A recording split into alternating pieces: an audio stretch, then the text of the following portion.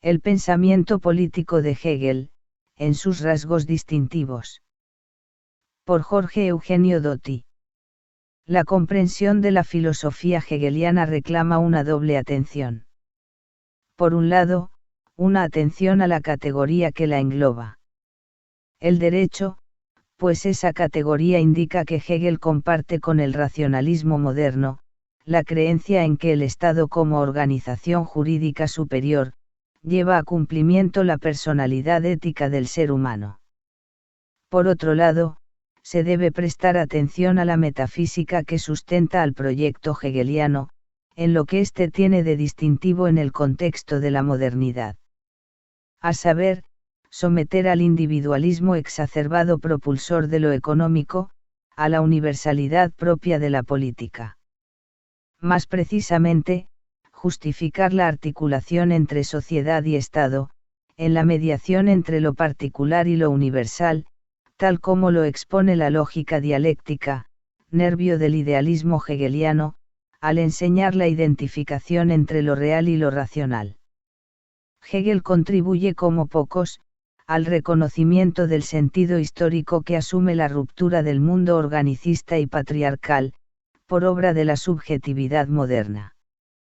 Pero simultáneamente, rechaza la primacía del individuo que ello lleva consigo, pues ésta conduce, a una condición existencial caracterizada por el dualismo, por un desgarramiento en la personalidad humana, que se patentiza como escisión y conflicto, entre los intereses privados, y el interés general, entre la moralidad individualista, y la eticidad comunitaria.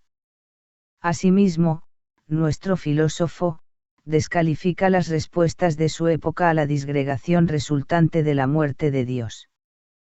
Hegel rechaza la confianza, en que el egoísmo liberado a su propio impulso, puede generar la instancia de concordia, exigida por toda convivencia. Esta es la solución liberal, que prioriza lo privado, sobre lo público, invocando la capacidad armonizante de la mano invisible. Hegel rechaza igualmente, la pretensión de imponer lo universal a la fuerza, desconociendo los derechos de la subjetividad. Una solución de inspiración platonizante, y que demostró ser fallida, cuando intentó ser realizada por los jacobinos franceses. El problema de Hegel entonces, puede ser visto como el de hacer de la propiedad privada el fundamento de la vida en común, ya que tal institución, condensa la proyección práctica de la racionalidad humana.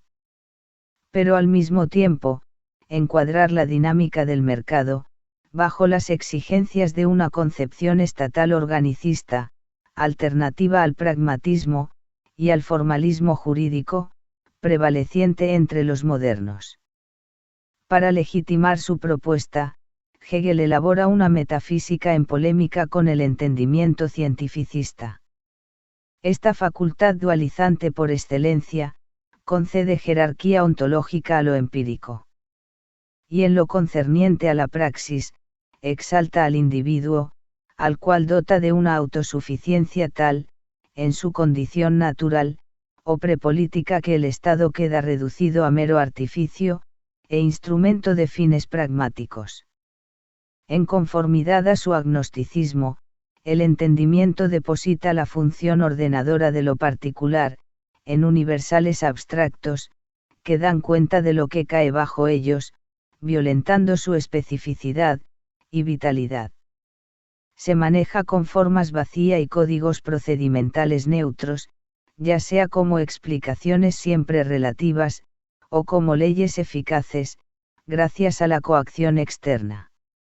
Los productos del entendimiento, ahondan el dualismo, y la laceración espiritual de los sujetos sometidos a su lógica, y su visión de la vida política, está dominada por el utilitarismo. La razón especulativa, en cambio, comprende el sentido profundo de la mediación entre lo universal y lo particular, tal como acontece en la realidad, y más allá de lo que crean, e intenten actuar el entendimiento y sus corifeos. Para justificar esta superioridad de la razón idealista, Hegel desarrolla una metafísica de la totalidad.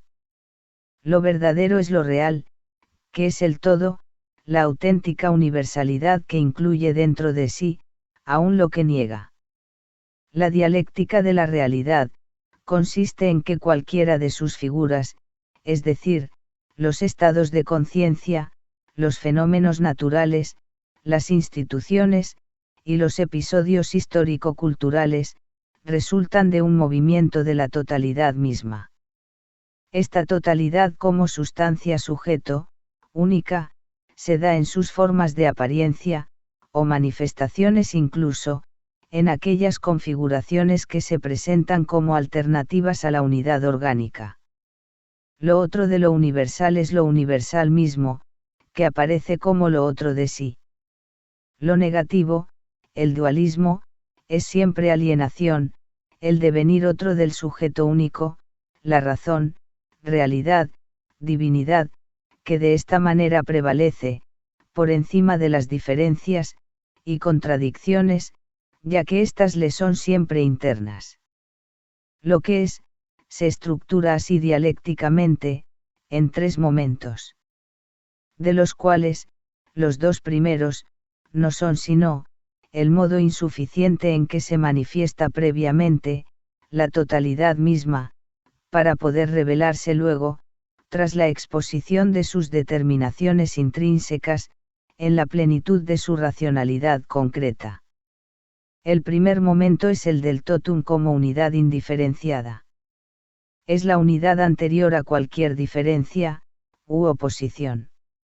Su debilidad radica en ignorar, y excluir la alteridad, y el conflicto. El segundo momento, es el de la ruptura o alienación. La unidad se autodiferencia al devenir lo contrario de sí misma, y dualizarse. Finalmente sobreviene la figura resolutiva, o unidad de la unidad y de la diferencia, en la cual lo universal, se recompone, al superar las insuficiencias de los momentos anteriores. Conserva lo que en ellos hay de verdadero, pero elimina sus aspectos parciales, y unilaterales. Tales configuraciones previas, han sido etapas necesarias en la vida de la totalidad, momentos de su manifestación, para poder mostrarse en la riqueza de sus contenidos. Este esquema, que puede verse como una sugestiva racionalización del misterio trinitario, sustenta la interpretación hegeliana de la historia de Occidente. La bella unidad de la polis resiste el embate de la diferencia, representada por la propiedad individual.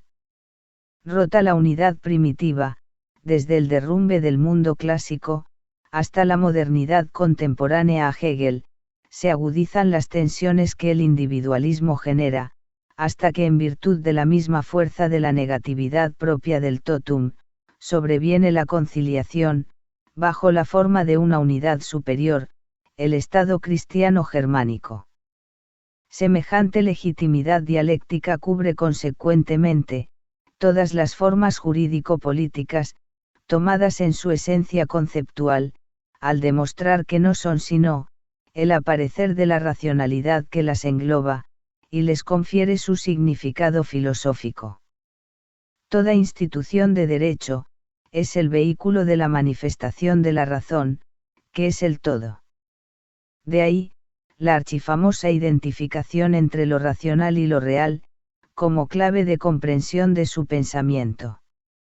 El logos que anima a la realidad, no es un universal abstracto, ni una divinidad trascendente, confinada en el más allá, sino que se presentifica, o se da existencia, en las figuras jurídicas, e históricas. Toda estructura política, resulta en consecuencia legitimada, como un momento necesario en el despliegue de la razón por el mundo. Y ese mundo, no es más que la encarnación de lo divino que gobierna todas las cosas. En términos de la tensa relación que la particularidad de lo económico mantiene con la universalidad de la política, este esquema demuestra, en teoría al menos, que lo que aparece como condicionante, es decir, el individualismo del propietario privado, en realidad, como lo enseña la razón especulativa, está condicionado por lo universal verdadero, que lo supera dialécticamente.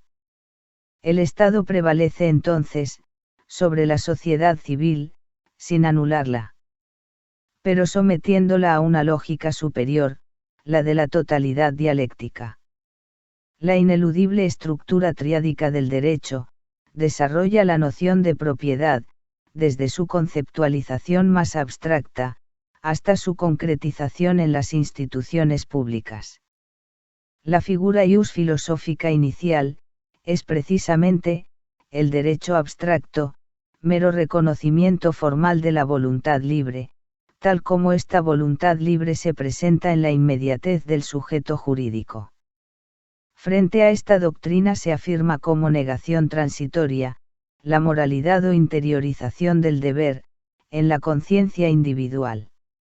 En su aislamiento, la conciencia moral individual, juzga a la realidad exterior como inadecuada al deber ser. En estas dos divisiones entonces, Hegel acoge la distinción moderna entre moral y derecho, a la par que busca desvincular las limitaciones formalistas de quienes reducen el universo de lo práctico, a tal pareja doctrinaria. La concreta sociopolítica se alcanza solo en el momento final, en la eticidad, dedicado principalmente al derecho público. En el mundo ético, la razón se realiza en la forma de costumbres, e instituciones que vivifican al espíritu colectivo. Su primera figura interna, unidad sin diferencia, es la familia, que es una comunidad basada en los lazos de sangre, y el efecto. Conoce luego, la escisión en la sociedad civil, que disuelve aquella forma primitiva, y abre paso al individualismo, que es la diferencia en la unidad.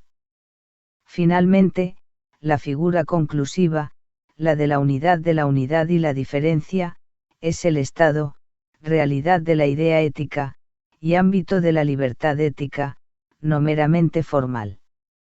Con la categoría de sociedad civil, Hegel concede su lugar sistemático a la dimensión socioeconómica, tal como la ve delineada en los países más avanzados de la Europa occidental, con el desarrollo de una economía monetaria y mercantil, la transformación de las técnicas productivas, y con la revolución burguesa en general. Esta revolución es el primer aspecto que Hegel llama sistema de las necesidades, en el cual los hombres como átomos, se asocian y pactan, para satisfacer sus impulsos egoístas, mediante la producción de riquezas, y la participación en la división del trabajo. Pero la dinámica estudiada por la economía política, no agota el sentido sociedad burguesa hegeliana. La universalidad que el mercado puede generar por sí solo, es formal y externa. De hecho, se traduce en perjuicios para grandes masas de la población, y Hegel es notablemente sensible ante la pauperización conexa a la industrialización moderna. La armonía de la totalidad ética, requiere en consecuencia, una intervención consciente que disuelva el individualismo, y la imagen de la autoridad estatal, como un simple guardián nocturno.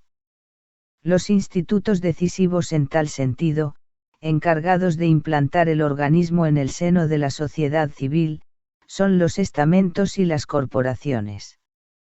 La dialéctica de la cultura y el trabajo, de la superación de las necesidades, el surgimiento de nuevos deseos, y de la formación del hombre como sujeto histórico, desemboca en la participación de cada ser humano en el patrimonio general de la comunidad, en función de su capital y habilidad. Ello da lugar a un sistema de desigualdades, racional y concreto, contrario a la irreal igualdad natural del individuo liberal, en el sentido de que quienes comparten rasgos culturales, y roles laborativos y distributivos, se agrupan en estructuras racionales, no meramente intelectualísticas. Ellas no son la abstracta clase moderna, sino el estamento, el estano como órgano mediado entre lo societal y lo político. La sociedad civil se articula así, en tres grupos, que reproducen los momentos del logos metafísico. El primero de ellos, es el estamento sustancial, integrado por los propietarios de la tierra, y los trabajadores agrícola-ganaderos en general, que viven en unidad inmediata con la naturaleza, y mantienen relaciones interpersonales, basadas en la confianza y los vínculos familiares. El segundo de los estamentos de la sociedad civil, es el estamento industrial y urbano, conformado por quienes viven de la reflexión, o sea, elaborando las materias primas, y comercializando los productos correspondientes. Hegel distingue aquí, entre artesanos, fabricantes incluidos los propietarios, y los obreros de manufacturas, e industrias. Y los comerciantes. Entre ellos prevalece el sentimiento de la libertad como aislamiento, y privacidad intangible, y un fuerte utilitarismo, ausente en los restantes grupos colectivos. Por último, encontramos el estamento universal, constituido por quienes hacen de lo público, de los intereses comunitarios, el motivo de su actividad particular, la burocracia. Solo los estamentos, no bastan para plegar lo económico a lo político. La sociedad civil hegeliana incluye, otras figuras de mayor dignidad ética para espiritualizar, lo particular. Son la administración de justicia, el poder judicial y sobre todo, el poder de policía, y las corporaciones. Su tarea de administración urbana incluye una suerte de control del movimiento económico, con una previsión y regulación conscientes.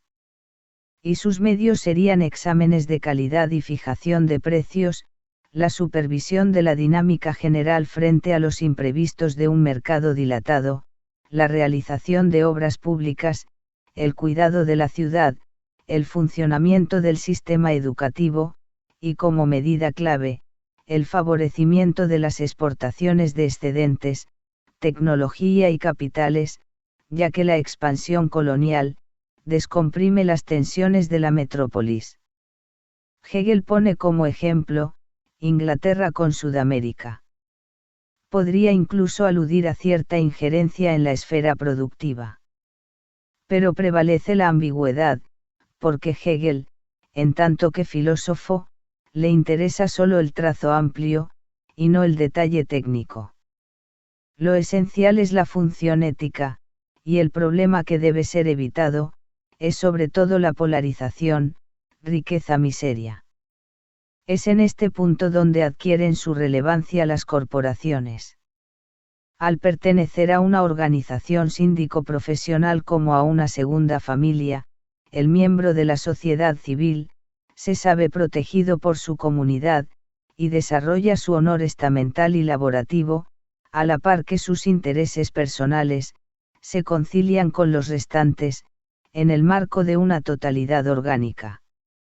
Pero al mismo tiempo, este es el límite de la sociedad civil, en su esfera se han agotado las instituciones integrativas, y la mediación entre lo particular y lo universal, sufre un cambio cualitativo, con la transición al Estado, verdad y fundamento de todas las figuras precedentes.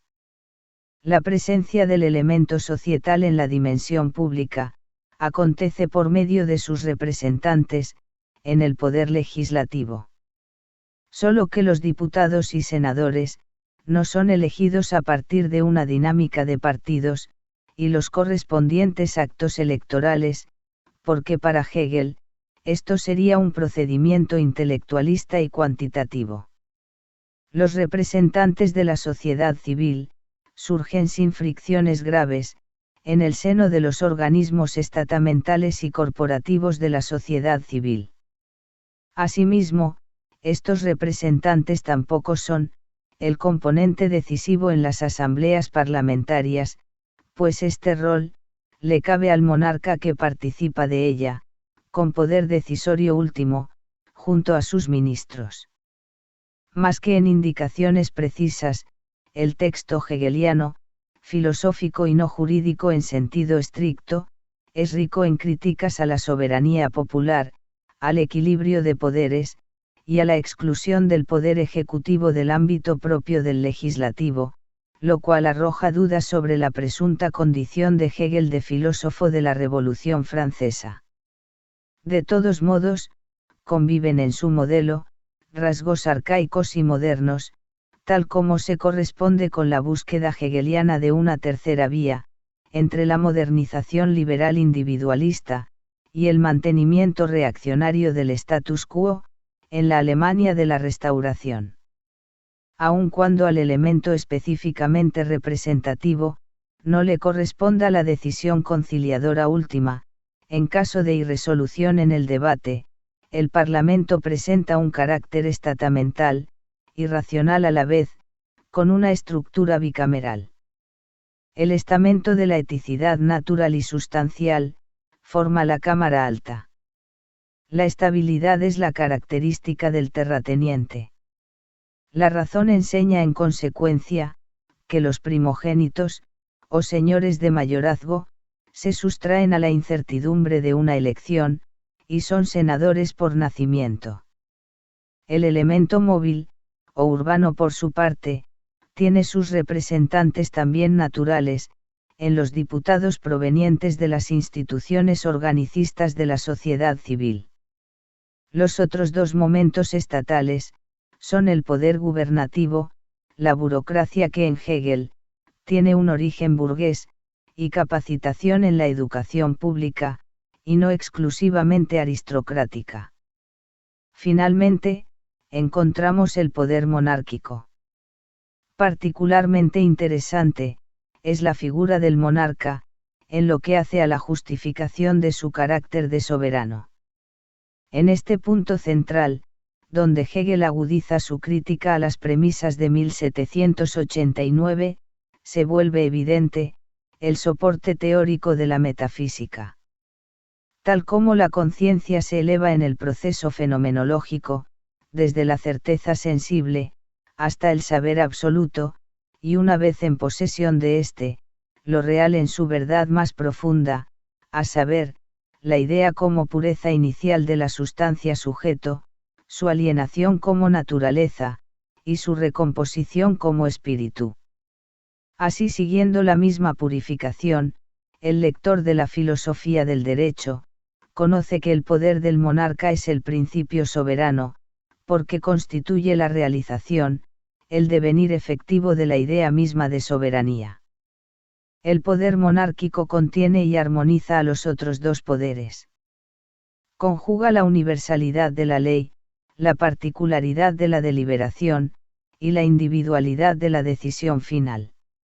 El poder monárquico se constituye en la fuente de donde emana toda autoridad, porque en él, se encarna la soberanía como concepto, que de este modo, se da realidad. No se trata, cabe acentuarlo, de concederle al monarca prerrogativas arbitrarias. Sus decisiones aparecen acotadas por todo el sistema de mediaciones constitucionales, que en él tienen origen. Pero solo él, es el poder prioritario, porque el rey representa la unidad, y personalidad del Estado. La soberanía, no puede no depositarse, en un sujeto único, y sustraído a todas las contingencias propias de la búsqueda de consenso, con medios intelectualistas, como las elecciones populares, por ejemplo. La razón demuestra que el monarca nace tal. La lógica dialéctica justifica, que un cuerpo al nacer sea el ahí, donde se da existencia, el espíritu estatal.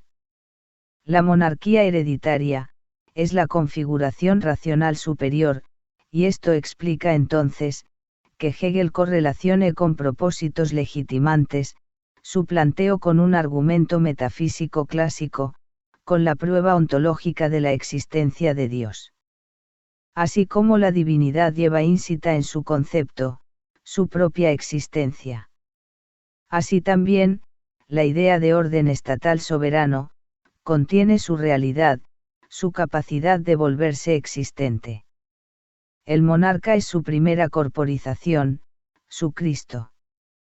Pero más allá del respaldo especulativo que Hegel da a las instituciones y fenómenos históricos, relativos y contingentes, que él presenta en cambio, como racionales en y para sí, y estamos ante una legitimación de la que no se puede prescindir, sin poner en discusión el sentido último del proyecto hegeliano, lo permanente es su afán por justificar una monarquía constitucional, aceptablemente adecuada a las condiciones germánicas de entonces, como para configurar, no obstante los motivos feudales que ella convalida, un elemento de progreso y modernidad. Tal vez un eje para la contextualización del pensamiento político de Hegel sea su napoleonismo, que luego de los 100 días, pervive filosóficamente elaborado en su proyecto de una constitución piramidal y eficiente en su capacidad de modernizar, desde lo alto y con moderación, ámbitos sociales y culturales, fuertemente impregnados de tradicionalismo, y de estructuras arcaicas. Si no el Teseo corso, al menos el príncipe constitucional, posiluminista, y su burocracia como operadores de la transición hacia configuraciones racionales, ni reaccionarias, ni intelectualista de convivencia.